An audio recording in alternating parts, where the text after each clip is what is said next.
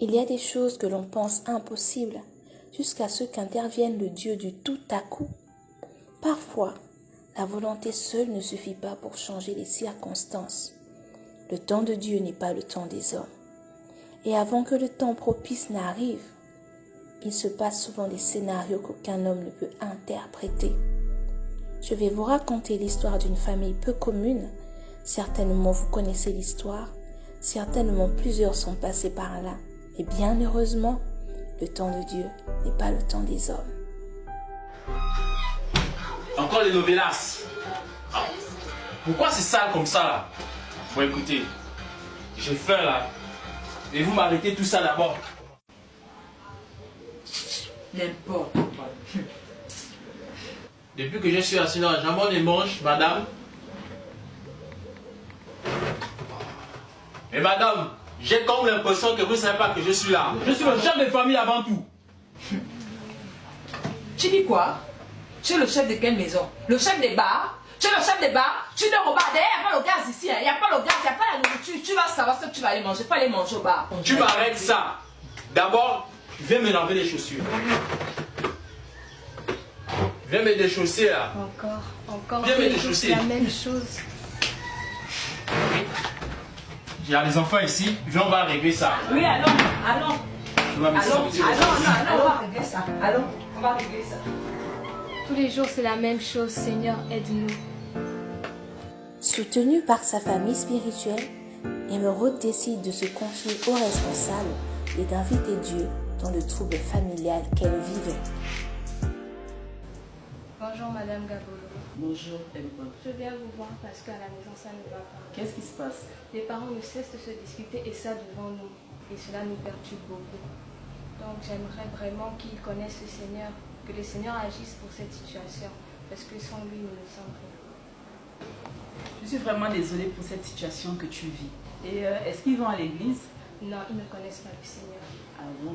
Oula. Donc, et toi, tu viens régulièrement, tu continues de venir à l'église quand même? Oui, même si cela m'affecte beaucoup. Ok, mais tu pries quand même à la maison? Oui, beaucoup. Ok, j'imagine que c'est vraiment dur. Hein? Mais on va recommander en fait cette situation d'entre les mains du Seigneur. Parce que tu sais, il n'y a que lui, tout ce que nous pouvons faire, il n'y a que lui qui peut en fait, qui peut nous aider, il n'y a que lui qui peut nous fortifier. Donc tu dois être forte, tu dois vraiment être forte, tu dois mettre ta vie entre les mains du Seigneur, tu dois continuer de prier. On prie? Ok, donc nous allons prier aujourd'hui et on va voir ce qu'il y aura à faire après pour tes parents. D'accord? Conseillée par sa responsable et conduite par le Saint-Esprit, la jeune fille décide d'annoncer Jésus qui est ressuscité, Jésus qui restaure et Jésus qui unit à ses parents. Voilà les garçons, très bien joué pour assurer. Je crois que cette fois le coach là, c'est un très bon coach. Voilà, il assure la vie. Oui. Vraiment? C'est tout ce que tu sais faire, l'union. Tu vas encore faire quoi? Vraiment. Vraiment, qui m'a même envoyé? Qui t'a envoyé? Moi je suis un bel homme. Hein? Qui t'arrange comme ça là? Regarde comment tu es. Les cheveux toujours bien coiffés. Je pense que c'est n'importe qui peut le faire. Oh. J'aimerais vous parler. Est-ce que cela est possible? Tu veux nous parler de quoi? J'aimerais vous parler de la situation dans laquelle nous sommes. Cela ne nous arrange pas. Ça nous fait du mal. Et je connais une personne qui est capable de tout arranger. Ah bon? Quelle personne? Celui-là n'est même pas un fou. Il va aller voir quel psychologue, ma fille, pardon. Il ne s'agit pas d'un psychologue, maman. Hein? Il s'agit de la personne de Jésus-Christ. Tiens. Jésus c'est qui? Jésus est cette personne-là qui va nous aider. C'est lui qui va apporter la solution à nos problèmes. Il va apporter la paix dans notre famille.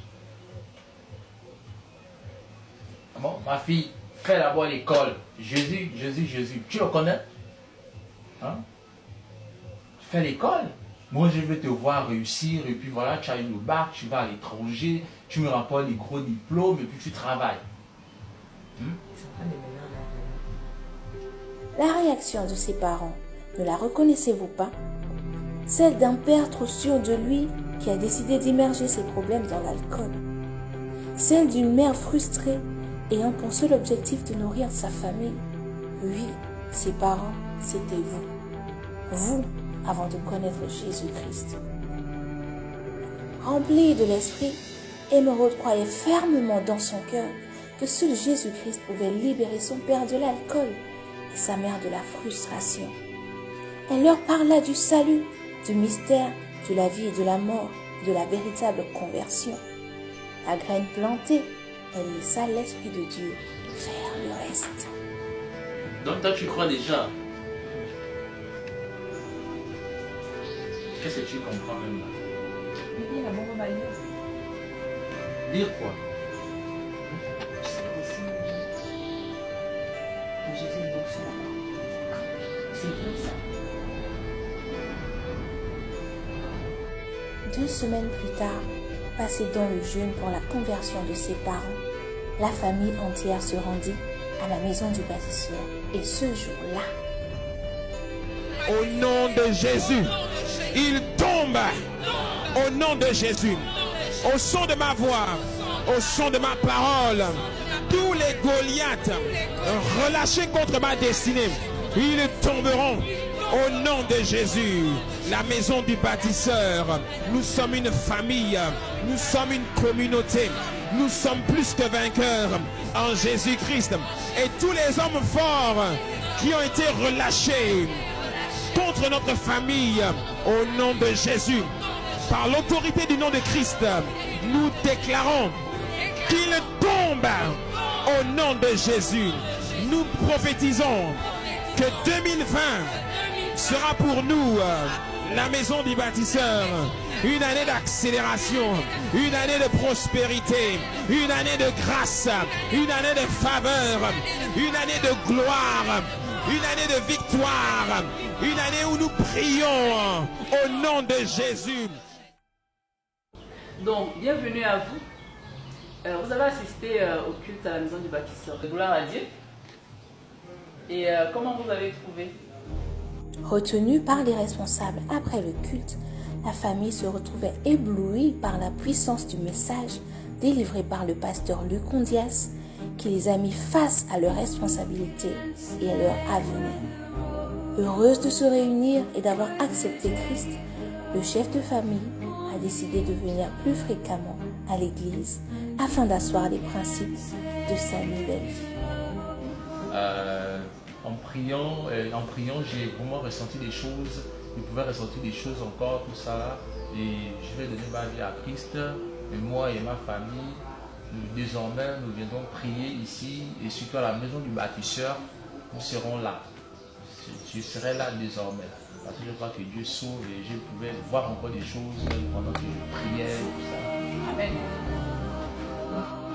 Ce n'est ni par la puissance, ni par la force, mais par mon esprit, dit l'Éternel, le Maître de l'univers. Zacharie 4:6. C'est l'histoire d'une famille ordinaire devenue extraordinaire par la puissance de Jésus. Ce père est peut-être le tien. Cette situation t'est peut-être familière. Mais quand décideras-tu de devenir une émeraude qui se lève dans la prière pour sa famille, qui évangélise pour sa famille? Quels sont les fruits de ta véritable conversion?